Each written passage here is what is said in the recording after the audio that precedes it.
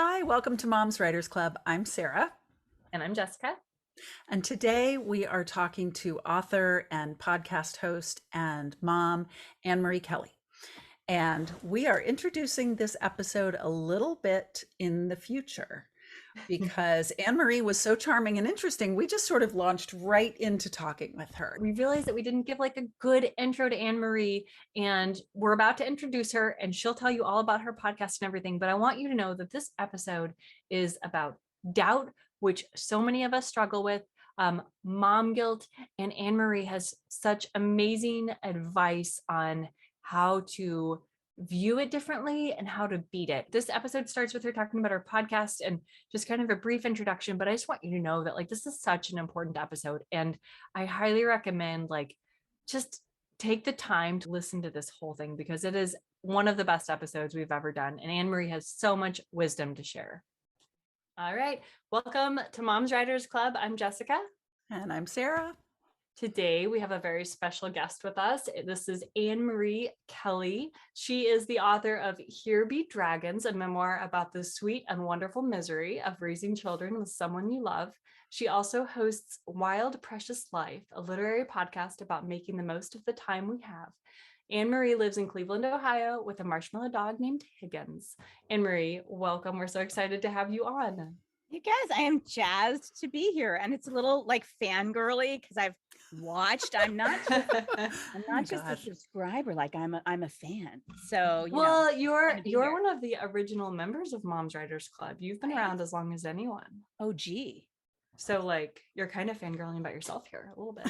It's great.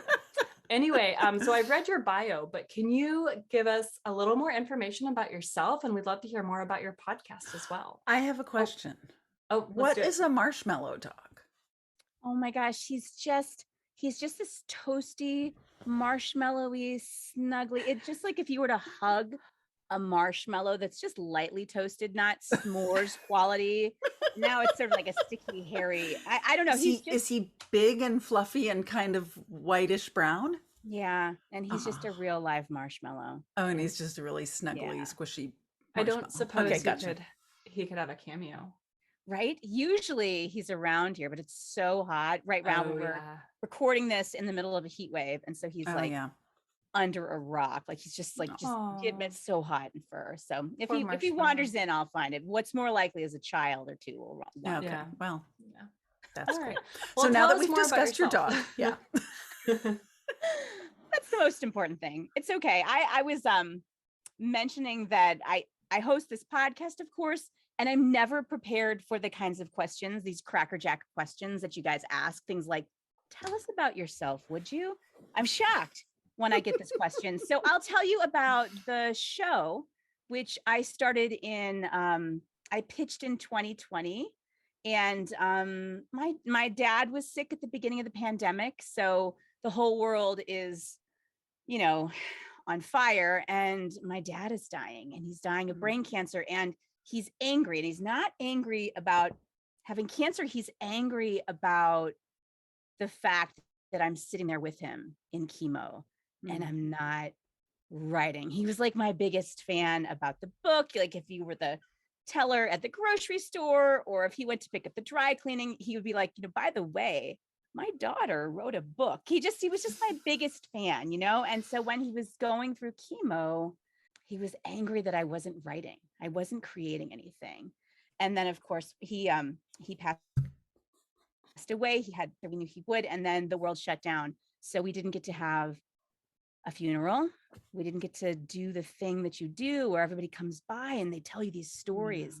And I was in grief and angry and lonely. And I know like everybody was angry and lonely at the beginning of COVID. It was not our best year. But on top of that, I was like, how do I process this thing? And so with shockingly little research, I think I typed into Google podcast Cleveland, because I live in Cleveland, Ohio. And I clicked on and pitched the first and only podcast company in Cleveland, and they accepted the pitch. And so I started the show, and it was a chance to talk to people mostly about what they love. It's turned into a writer's show. But in the beginning, I talked to hikers and I talked to moms and musicians and actors. And it was just this way to connect with people over space and time and loss. And it was like an antidote to, Wow. I mean, I can't recommend it enough for, I mean, you guys know, for connecting over this space, because writing and grieving are both lonely. And it was such a gift to be able to do that, sort of in honor of my dad, but also as a reclaiming of, I'm not done creating yet. That is such an incredible Yeah. story. I had no idea that that is how your podcast got started. That's so incredibly special. Thank you. Yeah, I love that. I mean, it's been like, it is lonely. You're totally right. Writing and grieving are both lonely. And this has, this thing that Jess and I have been doing has like served that purpose love in that my you life guys- over the last couple of years too. I love that you guys found each other in the wild west of Twitter. I love I know, that isn't it you fun? found each other. Yeah. I never would have guessed that would happen. I was so scared of Twitter in the early days. Right. Right. It's kind of a big place. But it turns out moms writers are kind of marshmallow, like in a nice Yeah. way, right? We're just cuddly. We are and kind of like toasty. squishy and lovey and supportive, Yeah. like a marshmallow. Marshmallows are very supportive. I'm curious about your podcast. Is there like one main takeaway you've learned from doing it, especially now that it's trended more towards writers and creatives? I mean, on a micro level, you learn terrible things like how often you say the word and how you forget words like book and literature, and how you pronounce things wrong. You try to say, oh, what did I, you accidentally say sex or butt, and then it's just out there. So on one hand, I've just learned like what a lunatic I am talking. What's wrong with me? But on the other hand, I have learned some really good like chutzpah. You know how you talk yourself out, and this kind of gets to what we're talking about with doubt today, but you know how you talk yourself out of a thing before you even try the thing, right? So I'll read a book and I'll think, oh, I would love to talk to that author. And then I do the thing. I'm just like, but I mean, they probably won't like talk to me. Like I probably even shouldn't like ask them because they'll just say no. Like if you do that, Right. you have zero guests. You talk to yourself and no one's listening. So you just have to like go for it. And not unlike querying, right? You write a letter to someone and you say, this is how your work moved me. And I'd love to talk to you. And yes, lots of people say no. It's amazing actually, because they're busy and they're writing books. But sometimes they say yes. And you get to talk to like, the most fascinating creative people. And I learn from everyone. I'm a better writer for having learned to talk to other writers. Right. Love that. Yeah. At some point, someone in my journey said something to the effect of don't self-reject. Like make other people say no to you. Like don't say no to yourself. I'm a big fan of like, what's the worst that's going to happen? They say no. Okay. So they say no. It's not a different position than you're currently in without even asking. So yeah, that's great. Okay. So since you mentioned it, let's talk a little bit about doubt. It seemed as though you had a lot of thoughts on it, and we would love it if you could share that with our audience. Sure. So in the before times, this would have been February 2020, I presented at a conference. It was a women's conference in North Carolina. And we're talking CEOs, leaders in the army, entrepreneurs, business owners, like just amazing women. And I was like, why am I here? And why am I standing here and they're there? But the most attended conference session by far was the one about self-doubt and imposter syndrome. And I was looking around at these hundreds of women. We're talking like LinkedIn, and really successful women. Absolutely. Own their own companies. Like these were the women I aspire to be. And everybody attended the session on doubt. And we were looking around, and the first thing I think we all felt was like embarrassed. And then we all felt like, oh, look at that. It's all of us. We all feel the same way. We are successful and we wonder if we should be. We're doing a good job, but we're not sure if we're in the right lane. It was amazing. And I think the way doubt shows up is something we don't talk about enough. We think that if I say it out loud, it's going to have power over me, right? If I tell you guys I have doubt, then suddenly I've given it power. And it's just the opposite. If I name the doubt, I get some power over it. I can reclaim that space, and I can find out that you guys have it too. And it comes from years and years of most of us being women in the world and being told what we should be about or not having role models. It's amazing, but we all have it, and we don't probably talk about it enough. And I went to a workshop that same year with, I call them the two Naomis. They're great writers, and the Sacramento, San Francisco area, Naomi Williams and Naomi Munawira. And they asked this question, like, how does your doubt show up? And it shows up in all kinds of ways. Like, it tells us I'm too old, right? Or I don't write enough a day, or like other writers, like serious writers, they write full time, or they make more money than I do, or they sell more books than I do, or they're on more shelves, or they had more pre-orders than I do. And you get in like crazy land, right? And I think there are some antidotes, but I don't know. Do you guys have this? Am I alone in the room? How does your self-doubt show up? Yeah, no, you are not. Sarah, you go first. All right. So I am at the very beginning of starting a new book. Like the very beginning. Like, I have written like 5,000 words that I may or may not even use, but I have like a book always starts with a feeling, and then the feeling attaches itself to a character. And then I've got this like thing that's like needs to be told, but it's not a story yet. And I need to start getting it on the page and thinking it through, and like, what's this anyway. So I'm in that like I've called it sculpting smoke, where I'm just like, every time I try and get my hands around it, it's just like whoosh, it's like gone. Anyway, so that is always a part of the process where I'm like, I can't do it.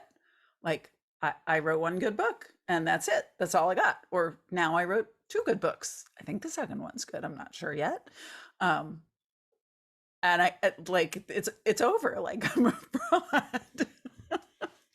And it's, and I was thinking what you were saying about how we don't talk about it.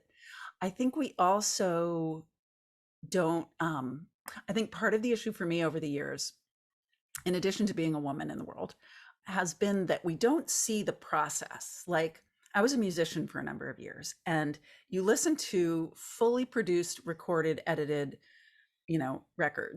recordings. And I didn't realize until I met my husband, who's a recording engineer, and got in the studio and heard what raw tracks sound like, that I was like, oh, like, they don't sound like that just from the beginning, and we don't. And likewise, I think before we really dig into becoming writers and getting to know other writers, like, we read finished novels and we're like, oh my gosh, that's so amazing. Like, you don't see the process. You don't see the sausage being made. And so you sort of, then when you start making the sausage yourself, you're like, oh my God, this sucks. This sucks. I have always thought it would be an amazing like event or website or Instagram account to have authors volunteer like a rough draft of a couple pages, and then compare that to the final version that has been through like multiple drafts, has been through critique partners and beta readers and an agent and probably 3 different editors. I've always thought that would be such an incredible thing. And I feel like I've heard of someone doing this, but I think it would be so helpful and healthy. And one day when I have a lot more time on my hands, I'll do that. Yeah. But wouldn't that be incredible? Idea. I love that idea. I would, of course, be tempted to lie. I would, instead of the "look at you, Mr. Poopy Pants" sentence that I would have written, I'd be like, the voluminous curtains, they billowed in the January breezes. I'd be bullshitting, but yes, right. It would be really good to see, because revision is real. And I heard Carmen Maria Machado talk once, and she just flies along. She's like, insert dialogue here, come up with joke there. Right. And so-and-so said such and such XXX. She just moves through it. It would be great to see an early draft with all those holes, and to know that that's okay. Yeah, that's I love that swirling smoke image that you had. What was it? Sculpting smoke. Sculpting Sarah? smoke. I think I didn't make it up, but that's what it feels like. Yeah, that's very real. Tom Hanks did an interview where he said every time he starts a film, he wonders if this is the one where everyone realizes he has no talent at all. He doesn't. Oh my gosh. Tom Hanks. That's incredible. Yeah. We've talked a little bit about how doubt shows up. What are your suggestions? Like, what do we do now that we've acknowledged we have it? Like, what do you do? I think one of the things we have to do is reframe doubt. One of the things that doubt means is that you care enough to get it right. When I spoke with Rebecca Mackay, the author of The Great Believers, she was writing about gay men in Chicago in the 1980s, struggling with the AIDS epidemic. And I asked her, I'm like, you weren't a gay man in the 1980s. Like, how did you do that? And she said, I brought a lot of doubt into it because I wanted to get it right. So at every stage, I doubted myself because that meant I was going to do the research. I was going to talk to the right people. I was going to care enough to get it right. So I wanted to doubt. You shouldn't just be sailing along being like, I'm so great, because sometimes doubt, one thing about doubt is it could just be helpful. Reframe it. Yeah. What an incredible way to view it. Another thing about doubt is sometimes when we doubt ourselves, it's because we're taking risks. Jessica, I've heard you talk about this, that we should all be taking risks in our writing, but Absolutely. the very nature of them being risks means that sometimes it's just not going to work. I have a novel in progress now. I tried a POV character and the point of view just was falling flat, right? I took a risk, I tried it, and it didn't work. So sometimes doubt is also founded in risk-taking. Right? Overall, Absolutely. it's going to help me be a better writer. Ultimately, risks are good, right? Nobody wants to read. I mean, failure is good. No one wants to read the bio of like, and so she tried to write one day and it was amazing. And she queried and everybody wanted it. And the book was genius. And then she wrote another one. Like, nobody wants to read that story. You need some failures decorating the garage that houses your origin story. But I also think there's a million ways to like, if you know that you're going to fail, if you know that you're going to take risks, if you know that doubt comes from caring, one of the ways is to name it, and not just name it, but write through it. I mean, a lot of people do their morning pages. Go ahead and write down the doubt. Go ahead and write about how I don't feel smart enough or good enough, or like people like me, or no one's going to read this book, or get it out there. Because eventually you'll probably be bored with the doubt. You're like, okay, enough. Like, I got it. It's done. And you just put it over there. So one way is just write through it. Another way is to kind of like the caring.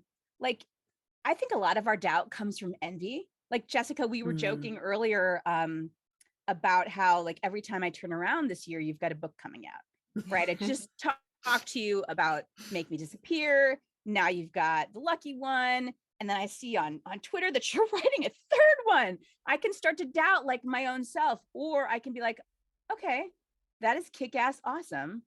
Let that doubt like turn into inspiration.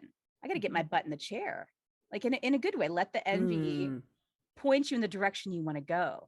Does that make sense? I'm a big fan. Oh, it totally does. Yeah. I'm a big fan of that. If they can do it, I can do it too. Yeah. Well, and the idea that that it points you in a direction, I actually totally love that idea, because I'm sort of thinking now, like, what's next? Like, where do I want to go next creatively? I feel like I've talked with Jess about this. Like, I feel like I'm at this point where I want to level up, and I don't really know how or where. And I love the idea that envy and the associated like self-doubt that goes with it can be a pointer. Like, oh, maybe if I'm envious of that person, maybe that's actually my direction. It's a really interesting way of thinking about it. Yeah. You care about it. Like, I want to write some more books, and I want to be there. And you also have to find your community, just like the 700 women sitting in that conference room at the women's workshop. Finding a community, knowing that you're not alone, is, we found each other. We've met on Twitter, right? And I learned that there were other women who have to get up early to write, or stay up late to write, or write in the carpool lane. That my journey is my journey, and it's okay that it doesn't look like I thought. Because again, as women, this perfectionism, so many of us, I think, well, we got good grades in high school to try to get good grades in college so that we could get a good job, so we could meet an interesting partner, so we could maybe have some kids. And then like we got to the end of the handout with the instructions. You flip it over and it's blank. You did all the things. And then you're just standing here, you're like,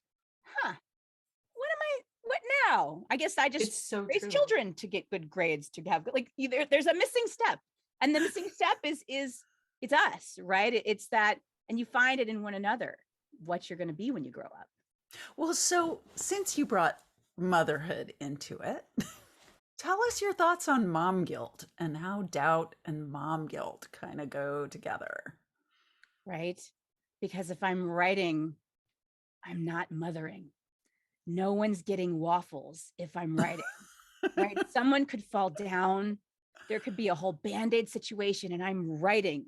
And if you want to, you can tell yourself the story that I am ignoring my children. What is wrong with me? How could I be here creating when they're there needing sandwiches, right? It's very easy to tell yourself that story, and we've all done it.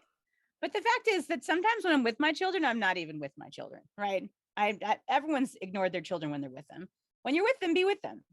But the fact is, they're watching us all the time, especially if you're a mother of daughters. I want my son to see a strong woman too. So I don't mean to suggest that only daughters, but I often think of my daughters. If I only hang out with them and only make them sandwiches, then what they've learned about what it means to be a grown-ass woman in the world is that I am a purveyor of sandwiches. And I'm grumpy Right. about it because I am turning my back on my joy, right? Mhm. Writing is not easy. Writing isn't even always fun. So the fact that it brings me fulfillment, I want the kids to find that, right? We're modeling that all the time for them. But Totally. it's totally easy to feel like you're doing something wrong, but make that time sacrosanct and then use that time. And then when you're not there, then be with them. Like if I think Yeah. if you write all 24 hours of the day, that could be problematic. But most of us write, like, if we're lucky, 15 minutes, you do what you grab Right. your time. And I think there's a particular sort of cultural paradigm. I know Americans have it, that we sort of have this, there's this idea out there that kids are like the best thing that can happen for children is to be with their mothers 100% of the time. And I don't think, well, so I'm very familiar with the culture in Finland, which is where my mother is from, and I have lots of cousins over there. And that is not what they think. They value, and this was, sort of handed on to me by my mom, who passed away last year. They value independence. Like this thing that we call free range parenting is Finnish parenting. But this idea that somehow your kids are worse off because someone else is taking care of them and not you is just bullshit. And I think we need to get over it. Well, it's a lot of pressure to put on go a ahead. mother. Oh, no. I was just going to say it's a lot of pressure to put on the mother, and it kind of takes away from the mother having their own identity and having the right to have an interest outside of her family, which is bullshit as well. Yeah. And it takes away from the child understanding what's like if you are cared for by a number of different people, I think you learn that it's not just your mother who you can be safe with. You can also be safe with dad or your auntie or your neighbor or your school teacher or your daycare provider or whoever, and then you develop some facility in the world even when you're young. And I just think that's healthy. Totally true. There's, I think, an embroidered cushion somewhere in my parents' house that says there's two gifts that you can give your children. One of them is roots and one of them is wings. And I think that they need both, right? Yeah. There's that Finding Nemo quote where Dory says, I think the dad says, like, I promised nothing would ever happen to him. And Dory's like, well, that's a funny thing to promise, because if nothing ever happens to him, then nothing ever happens to him. And you want to wrap your kids in bubble wrap, but then they're wrapped in bubble wrap and nothing ever happens to them and they can never do anything. They need roots and they need wings. They need your love and they need you to ignore them so they can climb a tree and fall out of it and know that it's okay. Right. Sorry, I literally just watched this Instagram thing today about this mom who was like, you should let your children do dangerous things like climb trees. And it was, I both like agreed with her, but it was also like, but maybe over grass and not concrete. Right? Oh my God, like the concrete playground. They were over concrete. And I was like, the that's jungle true, but as a gym and nurse, the asphalt. Yeah. I can tell you if they fall 15 feet, they will break something and have internal bleeding. And a head injury. Yeah, but if it's grass. Exactly. Just put the tree over grass and let them climb that one. Sorry. We talked a little bit about this, but I would love to hear you talk more about failures and how they are simply the decorations in the garage that houses your origin story. And I loved your example earlier because I've heard the podcast of the person who wrote the book and got an agent on their first query and got a 6-figure publishing deal. And I was just like, oh, I don't like you very much. Right. Well, I think we have this idea that something is wrong with us if we fail. And it's just, I mean, it's not. If you failed, it means you tried, right? If you never queried your book, you would never fail. But never querying your book is in itself a kind of failure, I think. But the fact is that you have to take some risks. You got to take some creative risks. You got to take some professional risks. It keeps things interesting, right? You don't get bored. And thinking back to that female perfectionism, we have this notion that there's a right way to do life. Here you are in college and you're trying for your first job, and the first job you get is not the job that you thought you'd get. Is that a failure? No, because it's going to point you in, you're going to learn some things you didn't anticipate, right? And if you double down and you do that job for a little bit, it might think it's like that envy. It points you in a direction. I really wanted to do that other job. Sometimes trying something difficult means you're not going to get it the first time. I pitched This American Life years ago. I had a pitch with them. I once had a boat, it was our honeymoon. We had a boat taken by kind of pirates. And it was a little bit of an accident and I can't recommend it, but we had rented a sailboat and it ran out of gas and we were just floating. And so we called for help. And then the people came and they threw us a line, which we accepted, and they towed us to shore. And apparently in international waters, that means they now own your boat. I didn't read the manual. I didn't know. And oh, shit. I mean, after I spent some time in, I wouldn't call it a jail so much. It was more like a Greek, it was like a holding cell. I watched Baywatch and some subtitles, and I think a bribe was exchanged by the actual owner of the boat, and it was fine. Anyway, I pitched This American Life, the story, because they were doing a section on piracy. And it didn't get on the show. I'm like, how could I have effed up my pirate story? I don't have that many pirate stories. How many pirate stories did they get? And so I told myself that this was just like, this is a failure. But no, I learned how to pitch This American Life. I will get a story on that show. It made me think I should probably revise that story and tell it in a snappier way. But I can do it. And the failure made me double down on the wanting to be a storyteller on the radio, which is what I do for a living now. Right. But I didn't know that that's so failing at the piracy story for that pitch probably led me in some way to hosting my own podcast, which is not even something I was thinking about when I was just trying to get on somebody else's show. So I just think there's a lot of learning about ourselves that happens in a risk that you take. I love your example of how failure basically moved you forward. My first 2 books were miserable in the query trenches, but as a result, I realized I didn't want to write fantasy, and I tried my hand at thriller, and I never would have done that if I'd gotten an agent and so on and so forth with those first books. So it's so true. Like sometimes it takes you down a totally different pathway that is maybe where you were meant to be in the first place. Yeah, totally.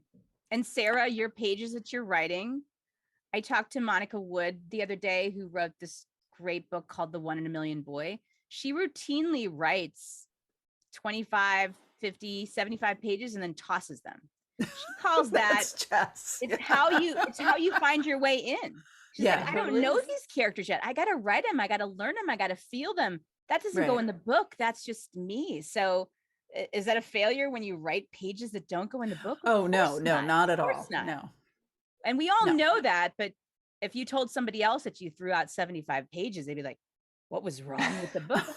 We've talked about doing some kind of an episode where we figure out how many words we actually wrote to get to a finished draft. And I was like, oh, how many do you want to count? Like, how far back are we going? Because, like, if I wrote this 80,000 word book, there is probably 300,000 words that went or more. Because Yeah, I read that's the book really twice. scary. That might scare people. I mean, yeah, so we didn't want to spook anyone.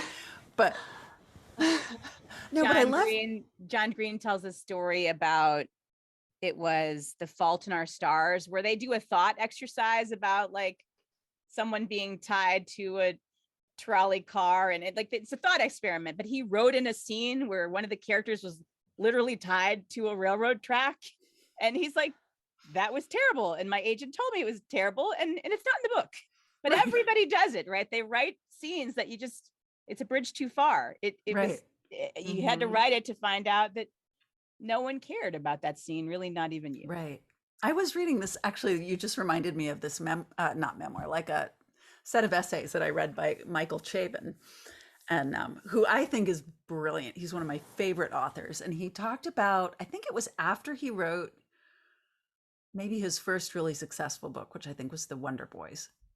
Anyway, so it was like he had just like had a successful book, and then he was working on his next book. And he just said he worked on it and he worked on it and he worked on it, and it became this like giant bloated like brick of a book, and his agent just kept sending it back, and he knew it wasn't quite there, and finally like he abandoned this book. Right? He wrote this whole he spent like what, a year or 2 years, on the, kept trying and trying and trying and trying, and then finally like gave it up. Or it might have been right before he wrote The Wonder Boys, because then I think in The Wonder Boys there's this whole thing about this giant manuscript that this guy's working on. So he finally abandoned this book, and then he talks about how the next book felt, and like, what a totally different writing experience it was, and it was, successful, and so he wrote a whole freaking book, like a long book. And I love the idea that, like you were saying about, failure being a learning experience. My husband and I call it a fucking opportunity for growth, or a fog. I am having a fog right now. But it also sort of makes me think of like the guidance system. If you try something and fail, well, that was a thing that you thought you wanted to do. Now, do you still want to do it, or do you not want to do it? Do you want to do something else? Which way is this pushing you? I also think it helps. Another way to work through doubt, I'm just thinking of this now, is to share the talent you have. I think sometimes when we get into doubt, we can tell ourselves a story like, I can't write, no one will read it, nothing I do is any good. And then host a workshop at your local library and do some writing with other people.